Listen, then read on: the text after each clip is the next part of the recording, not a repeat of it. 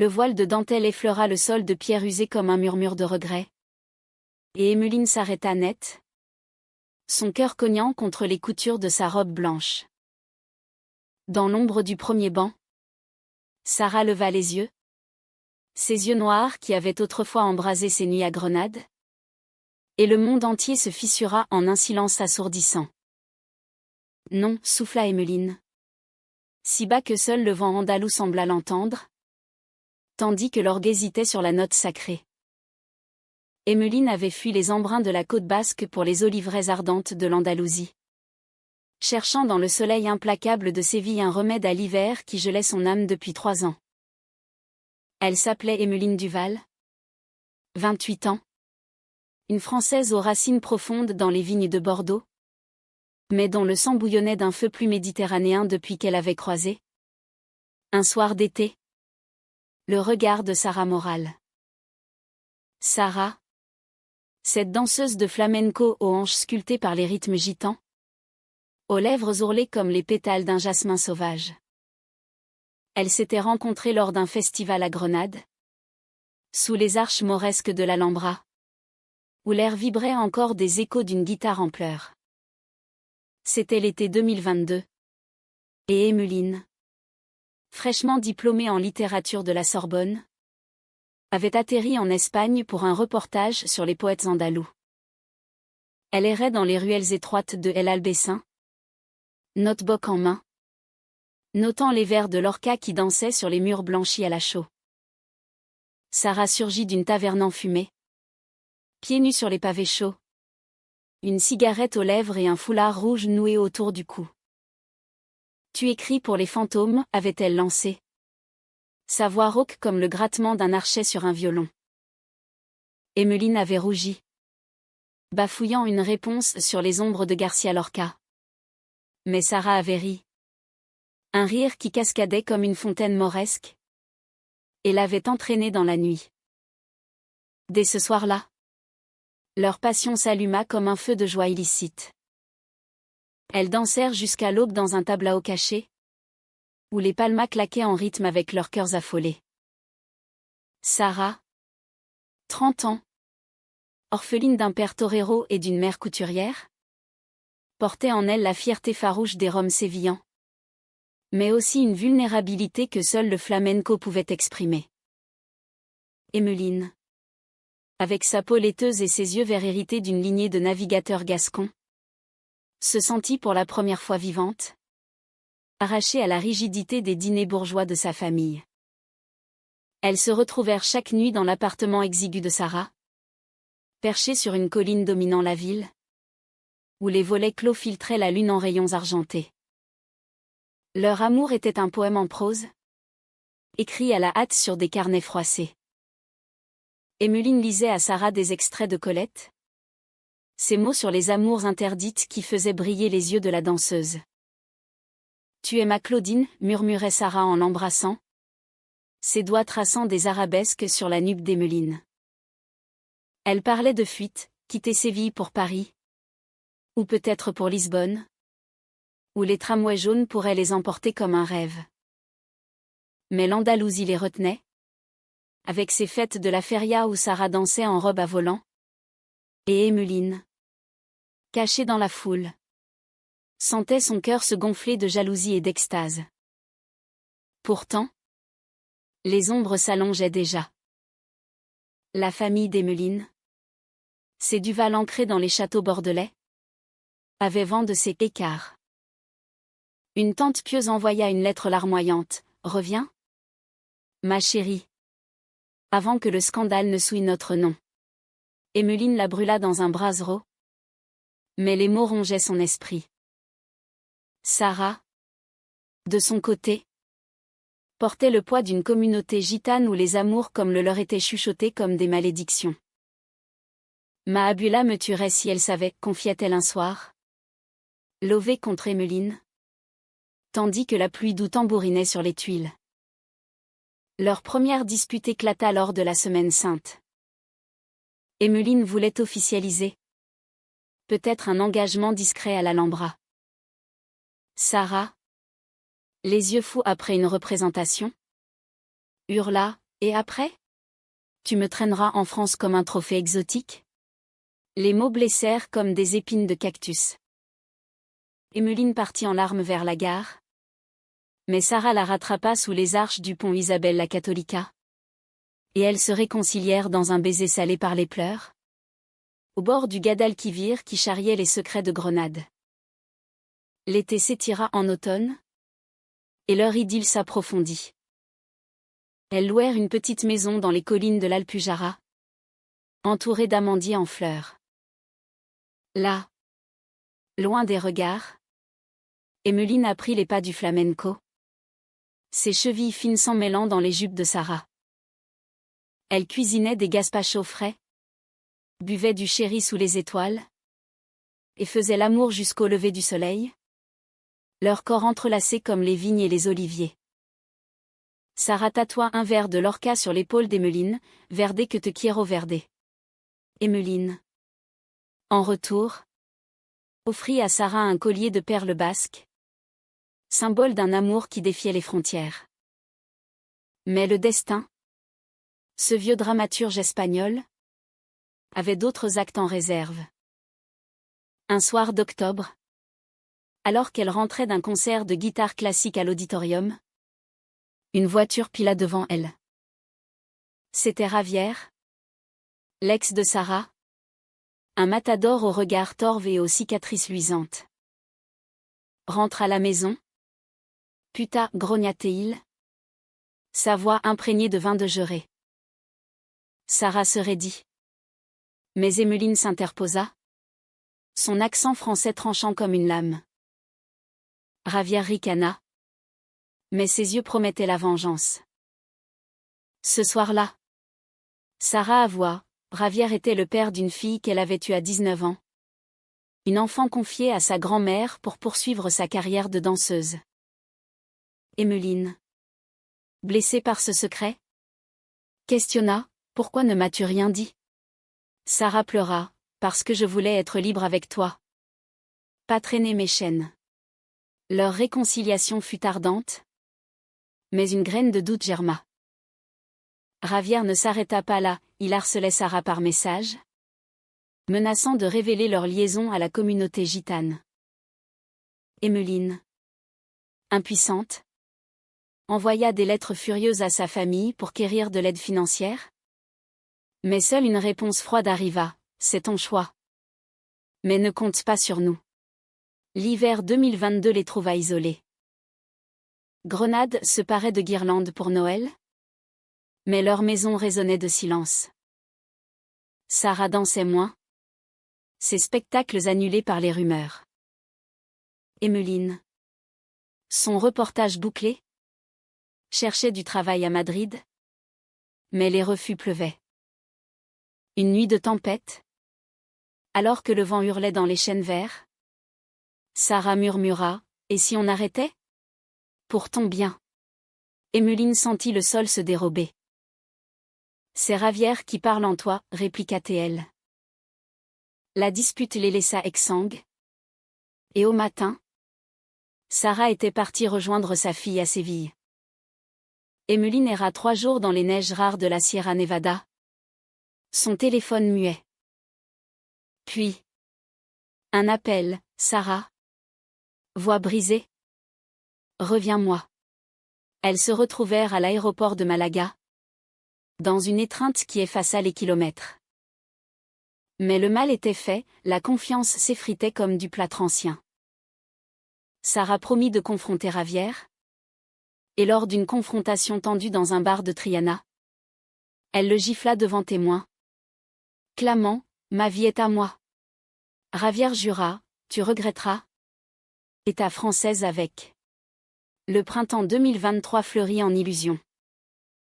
Elles voyagèrent à Cordoue, visitant la mesquita sous un ciel azur, où les arches entrelacées rappelaient leur corps.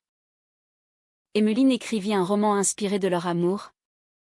Les ombres vertes, que Sarah relisait les yeux humides. Elles parlèrent mariage, un rituel païen sous les amandiers, loin des prêtres. Mais la famille d'Emmeline frappa à la porte, sa mère, élégante en tailleur Chanel, débarqua de Bordeaux avec un ultimatum. Mariage ou déshéritage. Emmeline rit d'abord, puis pleura quand sa mère ajouta, « Ravière nous a contactés.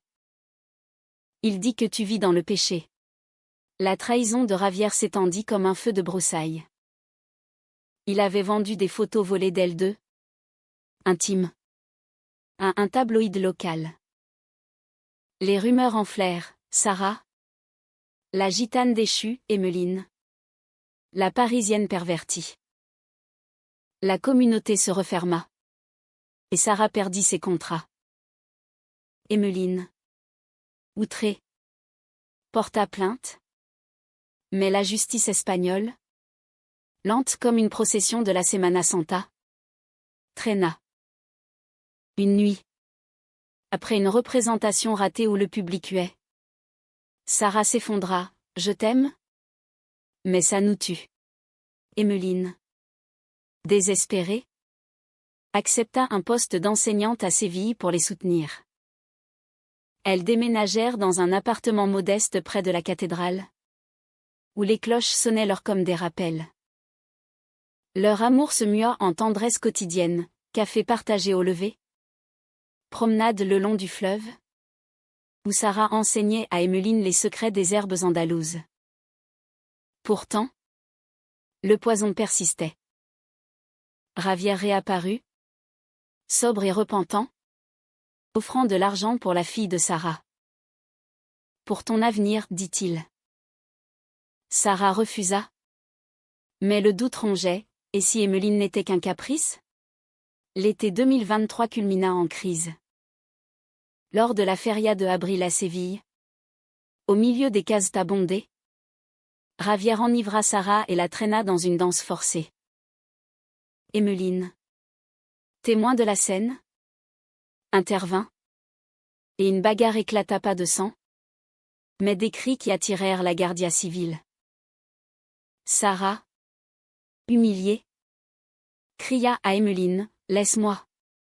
Tu n'appartiens pas à ce monde. » Emmeline s'enfuit vers la gare, le cœur en lambeaux, et prit le premier train pour Bordeaux.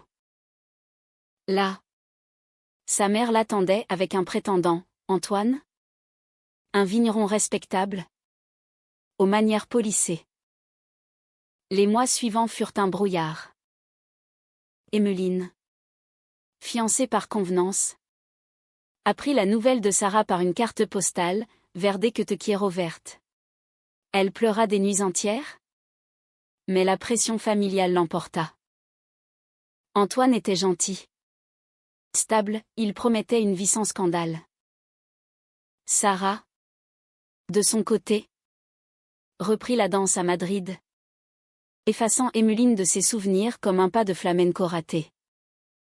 Pourtant, dans les silences de ses solos, son corps criait un nom français. Le printemps 2025 arriva. Et avec lui, le jour du mariage. Séville, éternelle séductrice, avait rougi sous les hasards. L'église de San Isidoro, nichée dans le quartier de Triana, bourdonnait d'invités, la famille Duval en rang serré. Antoine radieux à l'hôtel. Emmeline, dans sa robe de Valenciennes importée de France, avançait comme une somnambule. Puis, le voile se souleva légèrement. Et là, au premier rang, Sarah. Robe rouge comme un défi. Yeux sombres comme l'oubli impossible. Le monde se figea. Emmeline lâcha son bouquet. Les roses s'éparpillant comme des pétales de regret. Sarah, murmura-t-elle. Et ce fut un cri intérieur qui fissura l'orgue. Antoine se tourna. Perplexe, la mère d'Emmeline blêmit. Sarah se leva lentement, traversant l'allée comme une apparition du passé. « Tu ne peux pas, dit-elle simplement. Sa voix rauque couvrant le silence. Les invités retinrent leur souffle, un enfant toussa dans le fond.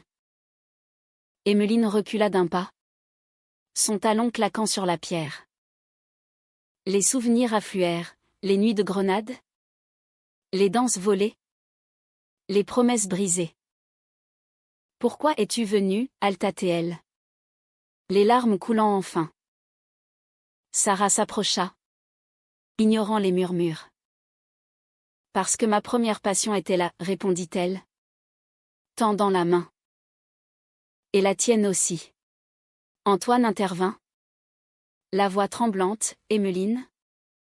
Qu'est-ce que cela signifie? Mais elle ne l'entendit pas.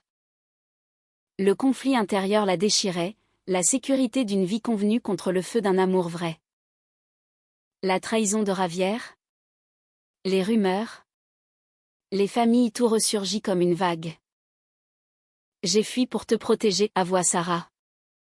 Les yeux brillants. Mais je ne peux plus. La mère d'Emmeline se leva. Scandalisée, c'est une abomination.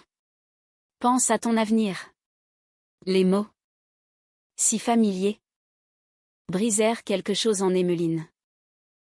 Elle arracha son voile, le jetant au pied de l'autel.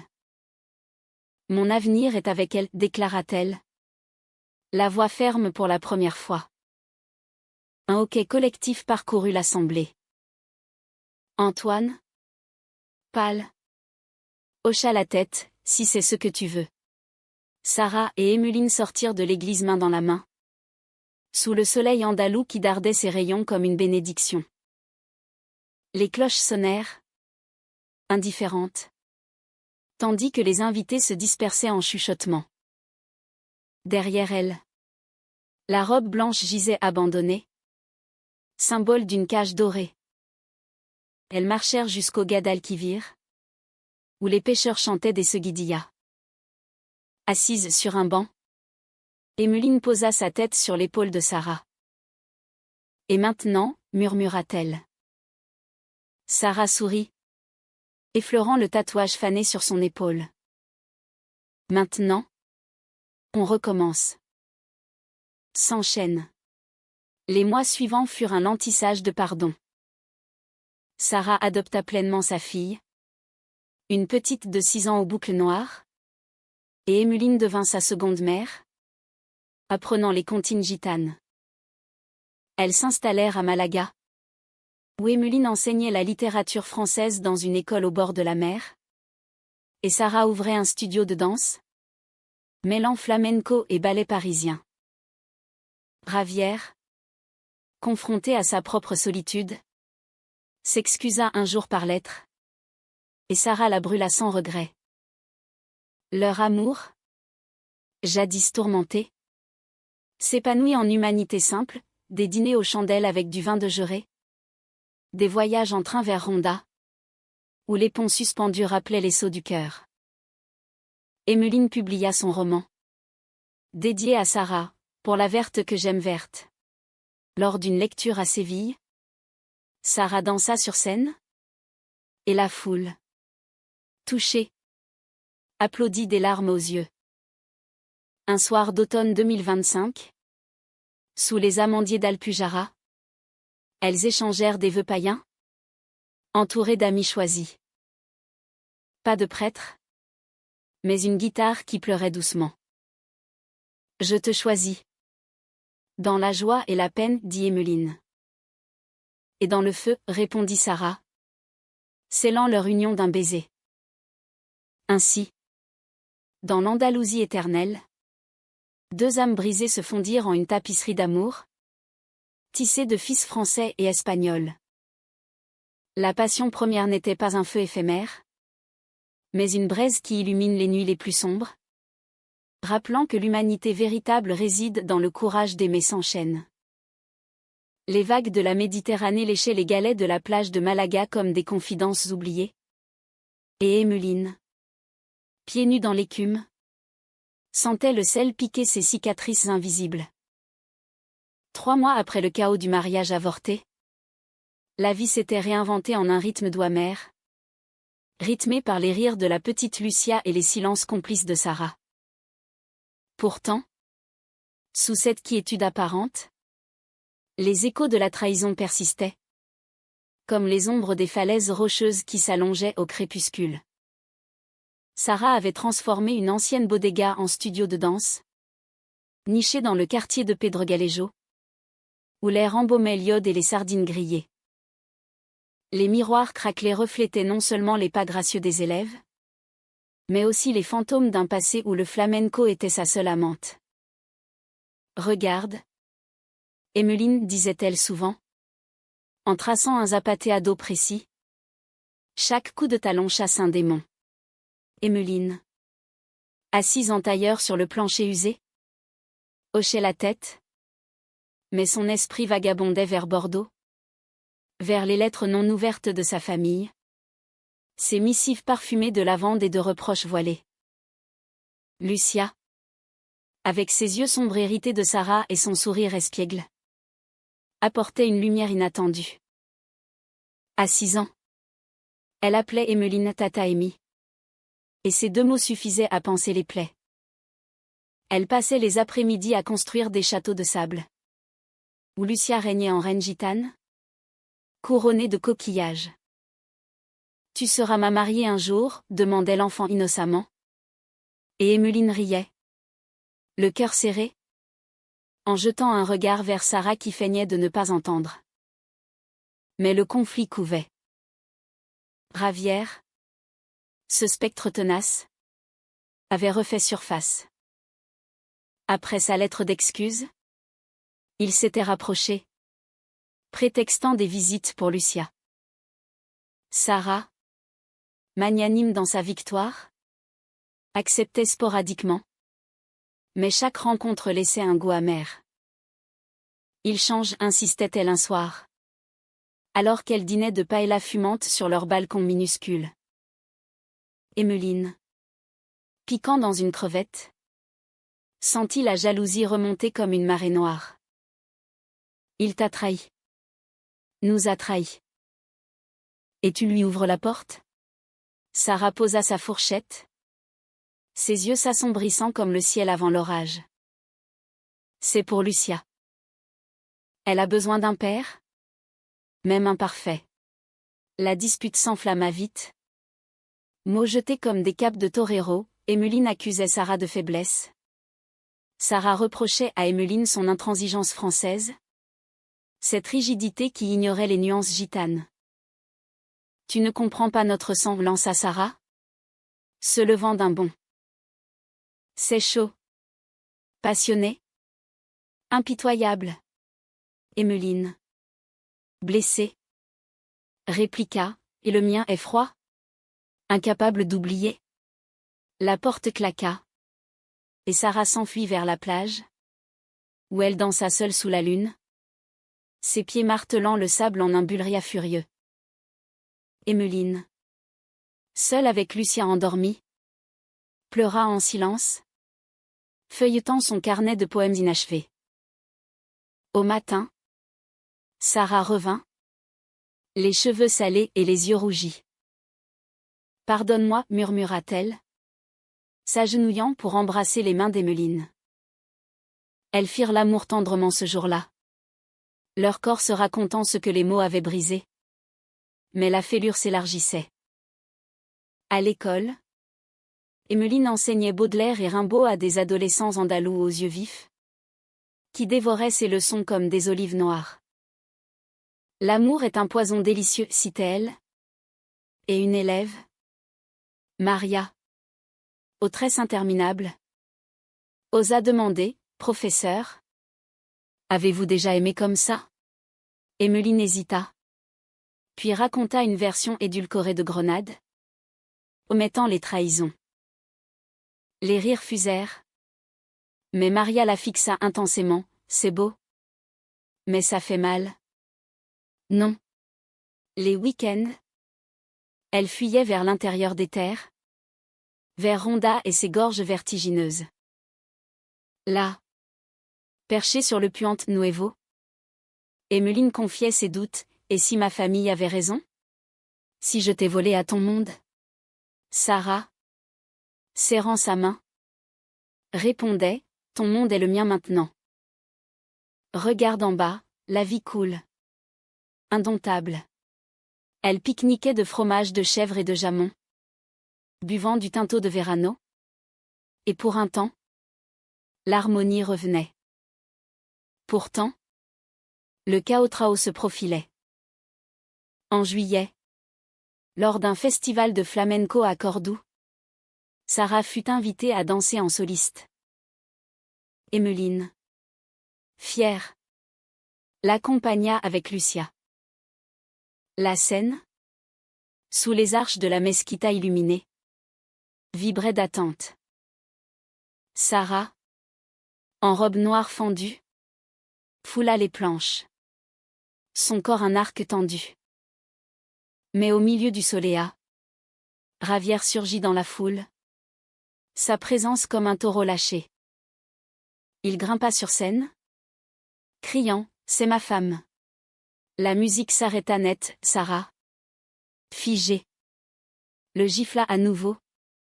Mais il la saisit par le bras. Hurlant des accusations, elle t'a ensorcelée. Cette sorcière française. Le chaos éclata, cri. Flash de téléphone. La police alertée. Emmeline, protégeant Lucia, se fraya un chemin jusqu'à Sarah, qui tremblait de rage. Lâche-la, ordonna-t-elle. Et Ravière, ivre de fureur, la poussa violemment. Pas de sang, mais une chute qui érafla le coude d'Emmeline. Sarah hurla, frappant Ravière jusqu'à ce que des agents l'immobilisent. La presse locale titra le lendemain, drame au festival, amour gitane ou scandale lesbien. De retour à Malaga, Sarah s'enferma dans une spirale de culpabilité. C'est ma faute. Mon passé nous hante. Emmeline, pensant son coude, la serra contre elle, non. C'est le sien. Mais on doit en finir. Elles engagèrent un avocat pour une ordonnance de protection. Et Ravière fut arrêtée pour harcèlement. Pourtant, la trahison profonde émergea, Sarah avoua avoir revu Ravière en secret. Non par amour, mais pour apaiser Lucia, qui réclamait son père. J'ai menti pour protéger notre famille, pleura-t-elle. Emmeline sentit le sol trembler. Tu m'as trahi. À ton tour? La douleur était viscérale. Un écho de leur première dispute. Elle fit ses valises. Direction l'aéroport. Laissant une note, j'ai besoin de respirer. À Paris. Hébergée chez une amie de la Sorbonne. Elle erra dans les Tuileries. Où les fontaines murmuraient des regrets.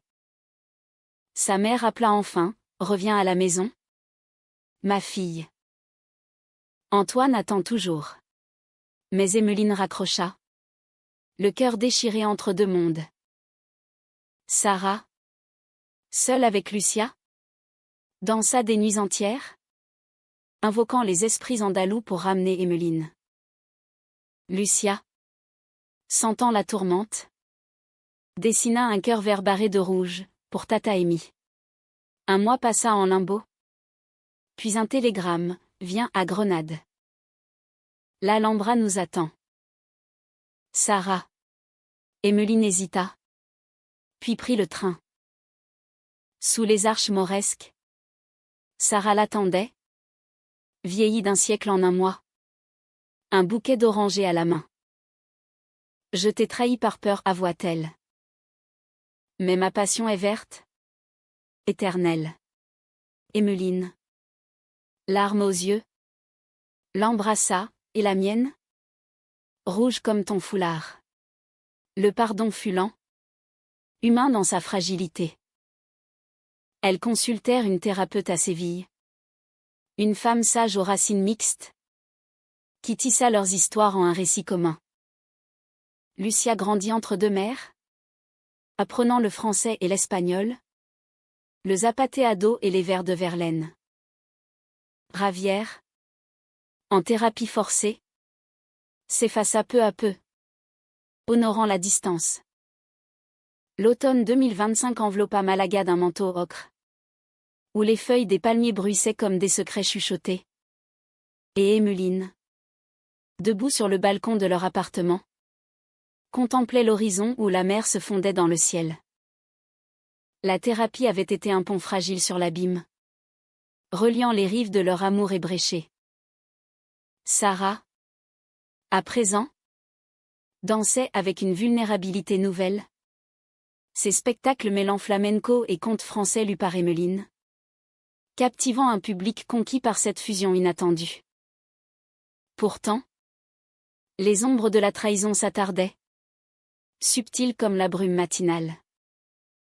Emmeline, promue responsable du département littérature à l'école, rentrait tard, les épaules alourdies par des piles de copies et des doutes inavoués. « Tu me regardes comme si j'étais encore Ravière », plaisantait Sarah un soir, en servant un gazpacho glacé. Emmeline secouait la tête. Mais la confiance, cette fleur délicate, peinait à refleurir. Lucia, avec son intuition d'enfant, percevait la tension. « Pourquoi Tata Amy est triste ?» demandait-elle. Et Sarah, le cœur serré, inventait des histoires de princesses andalouses qui domptaient les dragons. Le vrai chaos surgit en novembre, lors d'une visite surprise de la famille Duval. La mère d'Emmeline, Claire, débarqua sans prévenir, escortée de la tante pieuse, un chapelet à la main. « Nous venons te ramener », annonça Claire, ses yeux bleus froids comme la Garonne en hiver. Sarah, revenue d'un cours, trouva les visiteuses installées dans le salon exigu, sirotant un thé mal à l'aise. Lucia, curieuse, s'approcha. « Vous êtes les mamies de Tata Amy ?» Claire tressaillit, et la tante murmura une prière. Le dîner fut un chant de mine. Claire disséquait leur vie, l'appartement modeste, le studio de danse, l'absence d'alliance. « C'est une phase, ma chérie, dit-elle à Emmeline. Antoine a une vigne prospère, il t'offre la stabilité. Sarah, pâlissant, serra les poings sous la table. Emmeline, la voix tremblante, défendit, « C'est ma vie. Maman.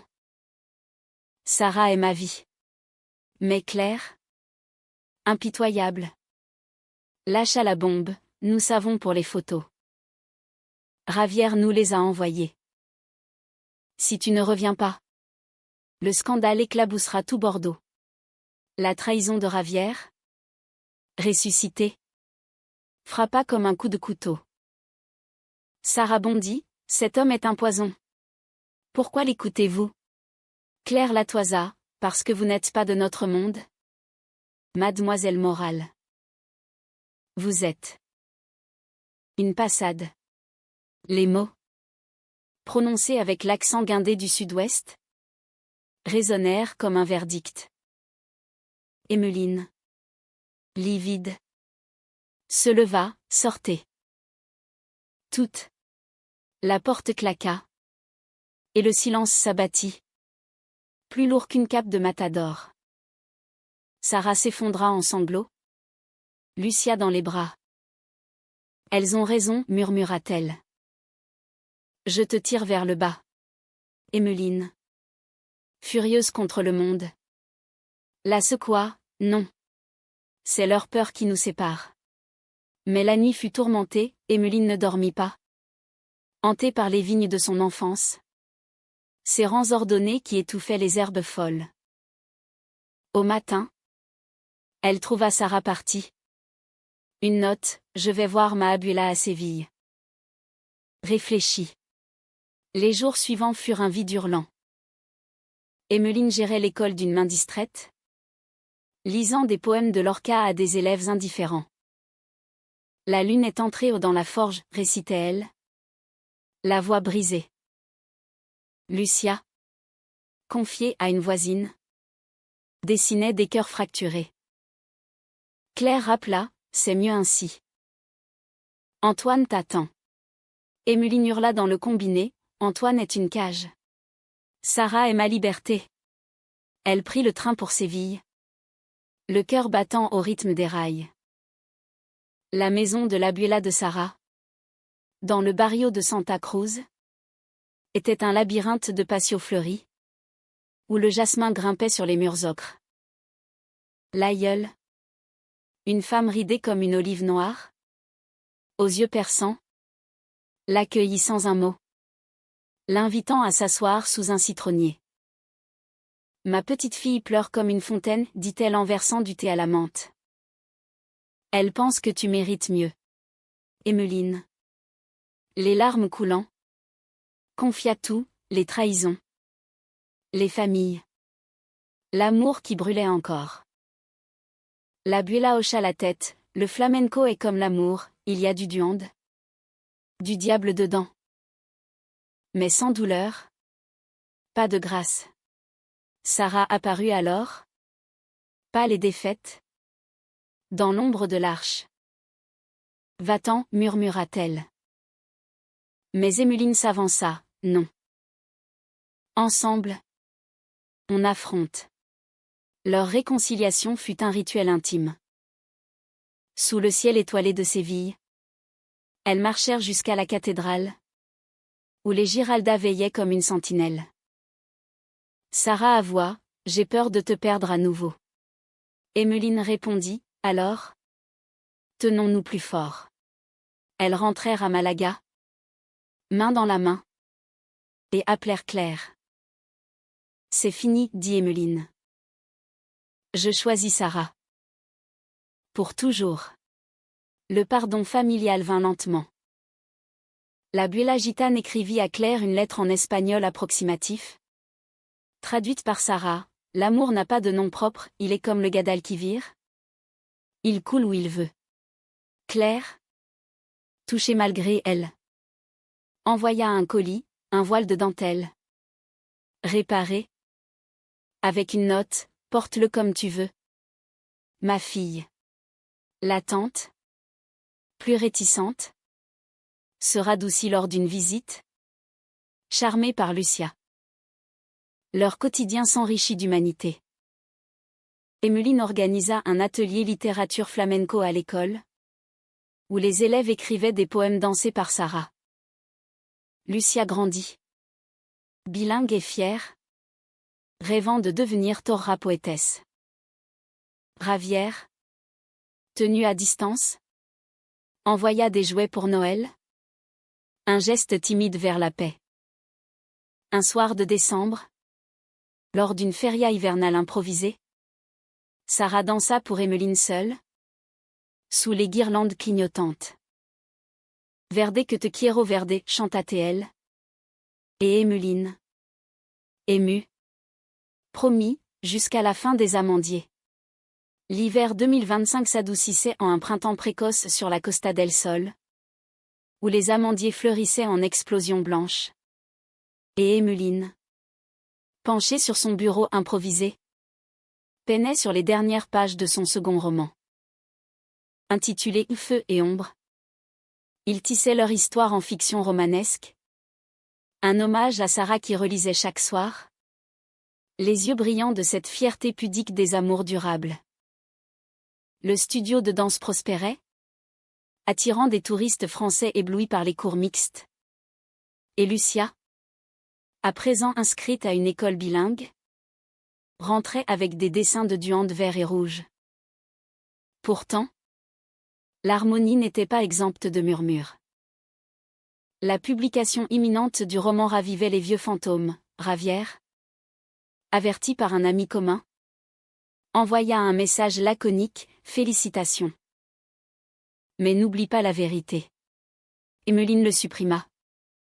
Mais le doute s'insinua, subtil comme une brise marine. Sara, sentant la tension, proposa une escapade, « Allons à l'Alpujarra. » Comme au début. Elles partirent un week-end, laissant Lucia à l'Abuela, et la montagne les enveloppa de son silence minéral. Dans leur petite maison louée, entourée de chèvres curieuses, elles ravivèrent les flammes. Sara cuisina un ragoût d'agneau aux herbes sauvages, Et Emmeline lut des passages de son livre à voix haute. Écoute ça, dit-elle, décrivant une danseuse aux yeux noirs qui défiait les étoiles. Sarah rougit, c'est moi. Ça. Leur nuit fut passionnée. Un rappel que l'amour, après les tempêtes, goûte le miel des ruches andalouses. De retour à Malaga, le chaos final éclata lors du lancement du roman à la librairie El Pimpi. Ce bastion sévillan transplanté. La salle bondée vibrait d'accents variés, amis, élèves, même Claire, venue incognito avec un chapeau large. Sarah, en robe écarlate, tenait la main d'Emmeline tremblante. Les questions fusèrent, votre histoire est-elle vraie?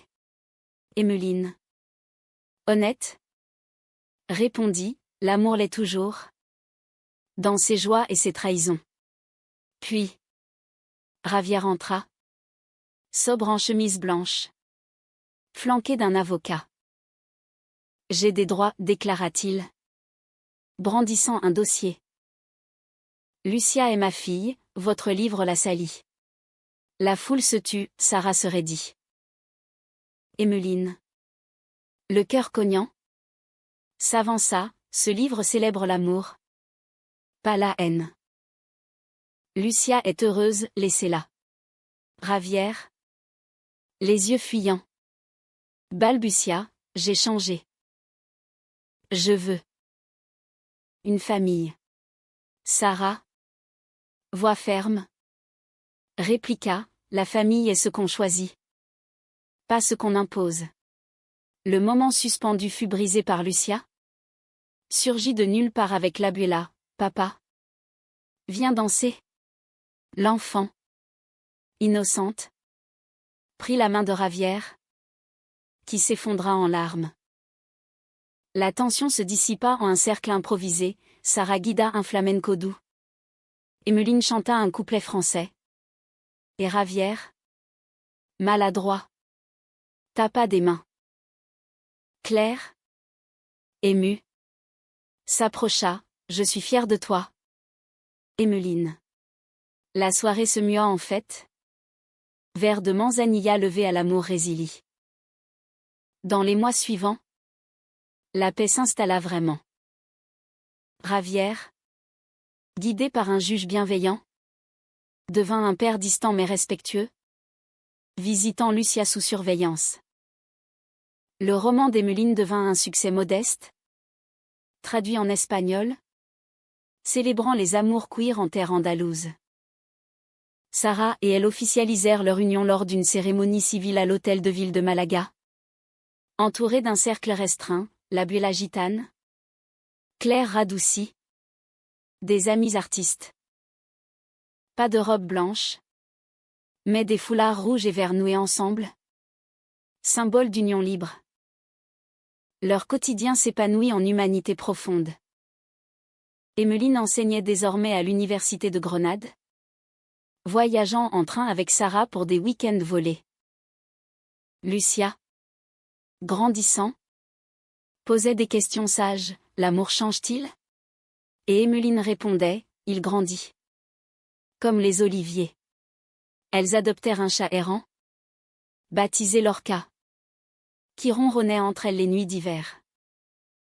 Un soir d'été 2026, sous les étoiles de l'Alhambra revisitée, Sarah murmura, notre passion première n'était pas une fin, mais un commencement. Emmeline, levée contre elle, sourit, et elle est toujours verte. Dans l'Andalousie bien-aimée, où le soleil couche sur les mers de passion anciennes, deux femmes apprirent que l'amour véritable est un acte de courage quotidien. Un poème humain écrit à quatre mains défie les tempêtes pour fleurir en éternité.